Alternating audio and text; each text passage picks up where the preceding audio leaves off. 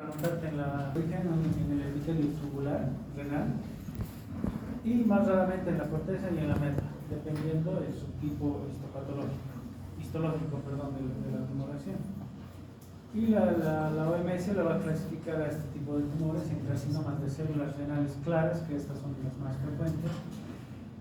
También van a estar los carcinomas de células renales claras multiloculares, los carcinomas de células renales papilares y los carcinomas de células renales cromóforos. Y los menos frecuentes, los carcinomas de los conductos colectores de Benigno. En cuanto a su epidemiología, este va a constituir el 3% de todas las neoplasias renales y el diagnóstico se va a realizar generalmente por los estudios de imagen ecográficos, como la tomografía y la resonancia magnética. El gol estándar para el diagnóstico de las tumoraciones renales va a ser la tomografía con y sin contraste.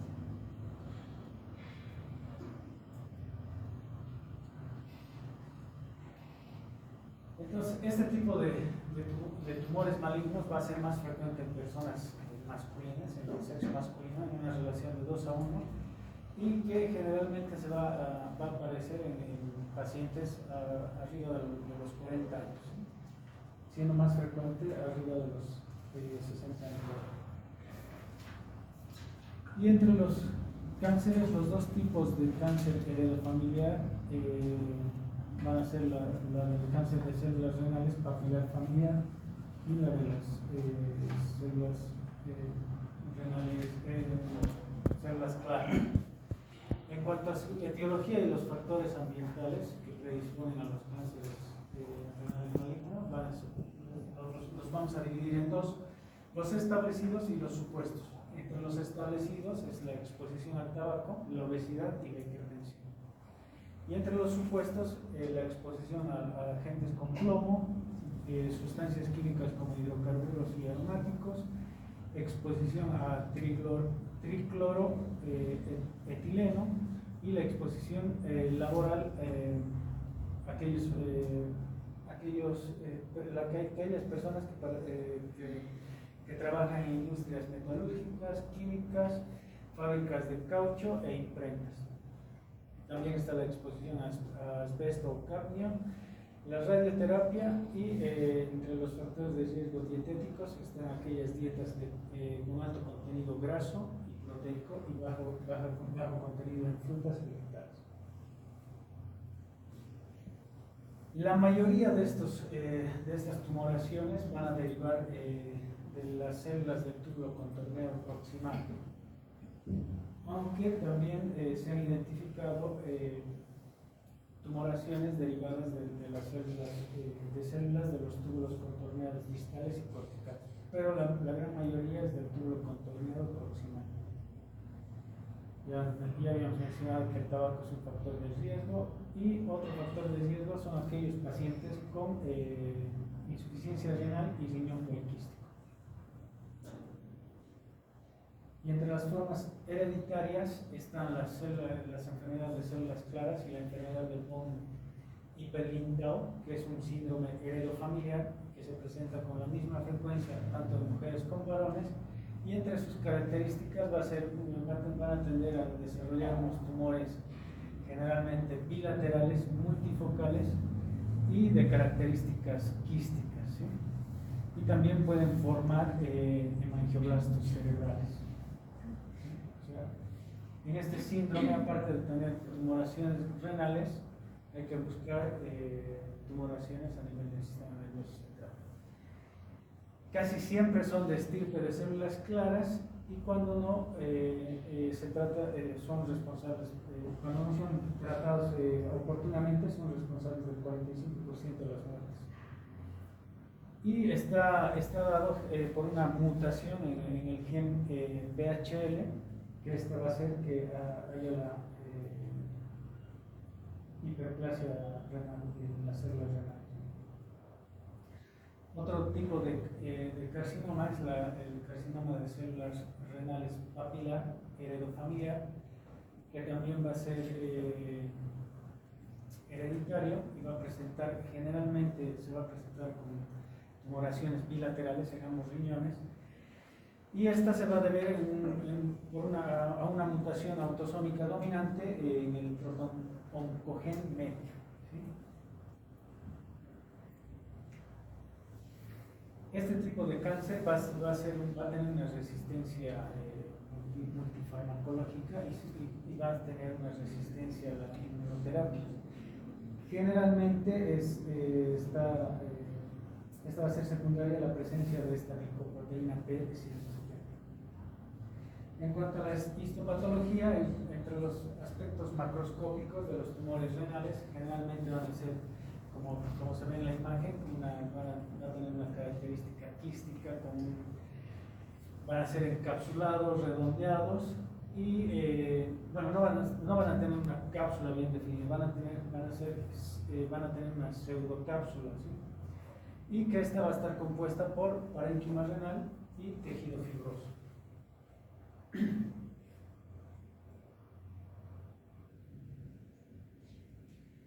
En cuanto a los aspectos microscópicos, la variedad de las células claras va a estar presente en más del 80% de los casos, y estas células van a tener una característica, entre sus características más significativas van a ser que van a tener un abundante citoplasma, ¿sí? Y esta va a tener afinidad para la coloración de eosinofilia. Y en la variedad papilar, esta va a tener el 14% de los casos. Son generalmente tumores pequeños, tumores encapsulados, confinados a la corteza renal, y son indistinguibles a los adenocarcinomas renales, que son secundarios a las células claras, ¿no? Y otra variedad va a ser la variedad sarcomatoide, que son los más agresivos y de peor pronóstico, y que su presentación histológica tiene un patrón espinoso.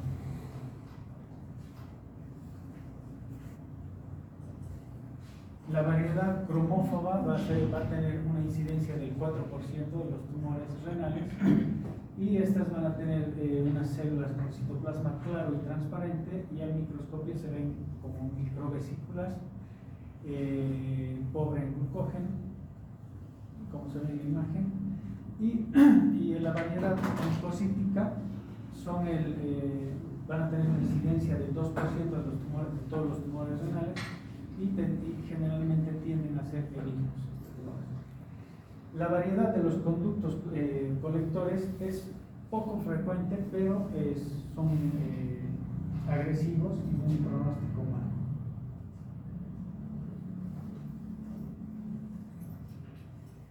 En cuanto al estadiaje tumoral, vamos a usar la clasificación TNM, y de estos, las metástasis más frecuentes de los riñones, de los tumores renales, son al hígado, pulmón, el tejido celular subcutáneo y el sistema nervioso central.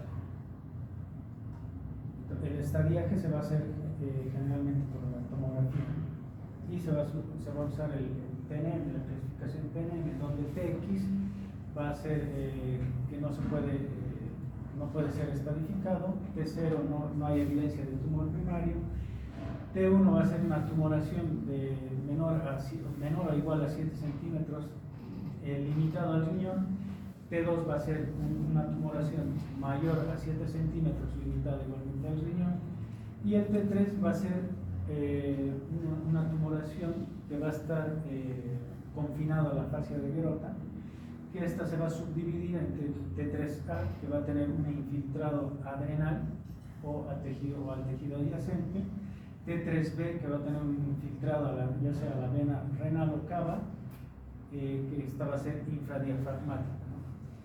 Y T3C va a tener un infiltrado a la vena cava y la vena renal ya supradiafragmática, y el T4 un infiltrado a tejidos más allá de la fascia de Gerota. En cuanto a la clasificación en X, va a ser no va a haber estadiaje de efectos a los ganglios circundantes. N0 va a ser sin evidencia de ganglios afectados, N1 que va a haber afectación de un solo ganglio del mismo lado de la tumoración, N2 va a ser ganglios múltiples bilaterales y N3 ganglios regionales fijos. Y la estratificación M, el M0 va a ser sin evidencia de metástasis y M1 con metástasis a distancia. Ya está en todo el examen por separado. En cuanto a los signos y síntomas, estas van a ser de presentación tardía, ya en una enfermedad ya avanzada, y entre los síntomas van a estar el dolor, la hematuria, masa palpable ya en flanco, y también va a haber síntomas obstructivos, va a haber fiebre, varicocele, que generalmente no se realizan en un cáncer. También puede haber una hipertensión secundaria. Y en cuanto a los síndromes paraneoplásicos, el síndrome más frecuente es el síndrome de Stoffer, que está caracterizado por la disfunción no metastásica del hígado, donde se va a ver una disminución del recuento de la serie blanca, fiebre, áreas de necrosis hepáticas sin evidencia de metástasis. ¿Sí? Que generalmente posterior a la nefrectomía radical estos síntomas van a desaparecer.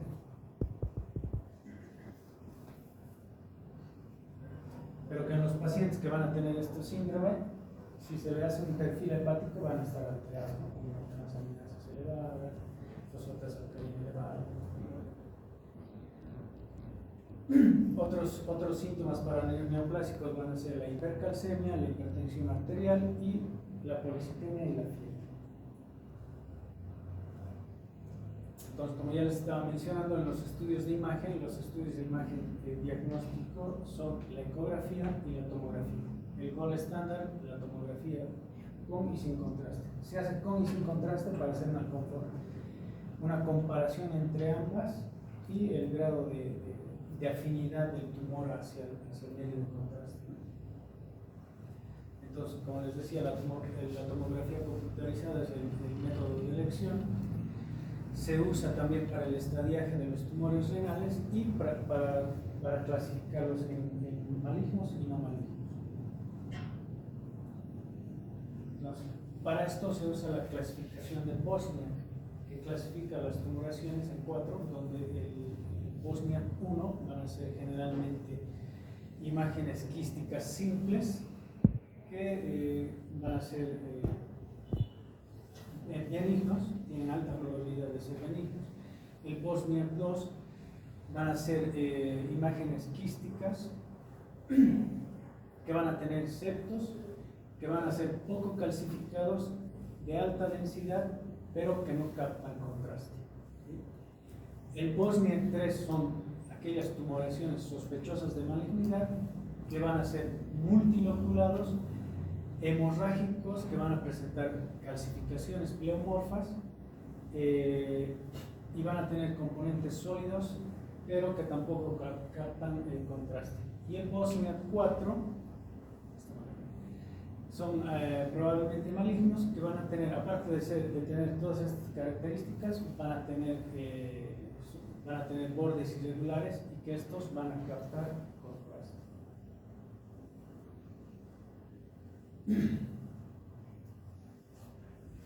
Entonces, otros estudios de ayuda diagnóstica están la resonancia magnética y la arteriografía.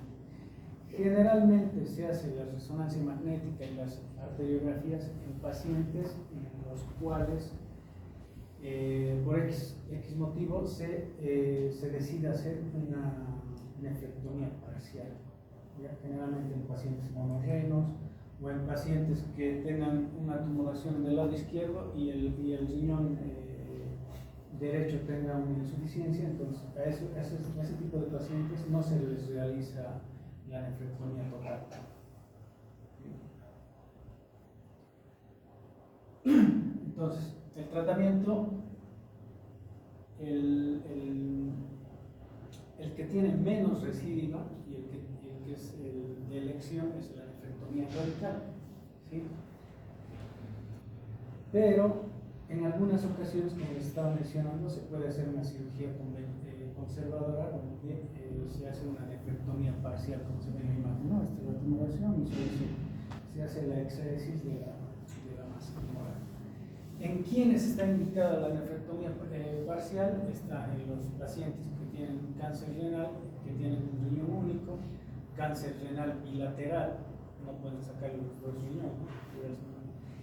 En un riñón contralateral con función disminuida, una lesión periférica pequeña, en pacientes con tumor detectado incidentalmente que esté circunscrito al parénquima renal, que no afecte a la fase de Gerota, en una sospecha de no malignidad preoperatoria diagnosticada ya por los medios de imagen, en carcinomas de células renales de enfermedad de von Hippel-Lindau, y cuando hay desconocimiento del estadio del riñón contralateral.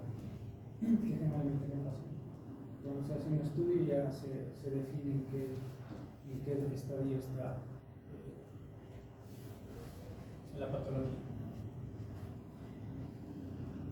Entonces, este tipo de cáncer renal generalmente tiene una buena respuesta a la inmunoterapia y a la quimioterapia, ¿sí? Teniendo una muestra de hasta el 47% de respuesta a la quimioterapia. En la quimioterapia se va a usar el interferón alfa, que va a estar aconsejado en pacientes que tienen ya metástasis pulmonar. También se usa la interleuquina 2 y la nefrectomía paliativa en quimioterapia posterior. La quimioterapia puede ser neoadyuvante o coadyuvante.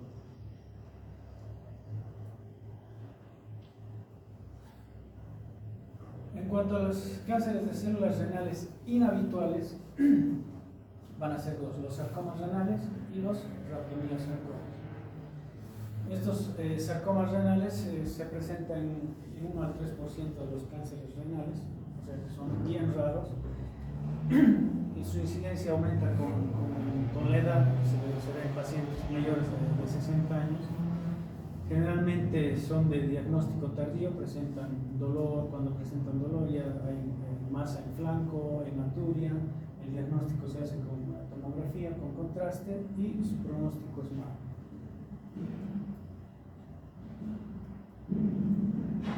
Igual los rhabdomyosarcomas generalmente son raros, pero de una invasividad agresiva. Generalmente proceden de los músculos estriados. Este tipo de tumoraciones son grandes y multiloculados. Esto puede afectar a parte del retroperitoneo, puede hacer metástasis a la cavidad peritoneal y afectar a todo el tracto intestinal. Y aunque se haga una resección completa de la tumoración, estos generalmente tienen alta residuo y el paciente tiene un mal pronóstico. Eso es todo. Entonces, les he mandado al grupo un temario donde tienen que hacer un caso clínico.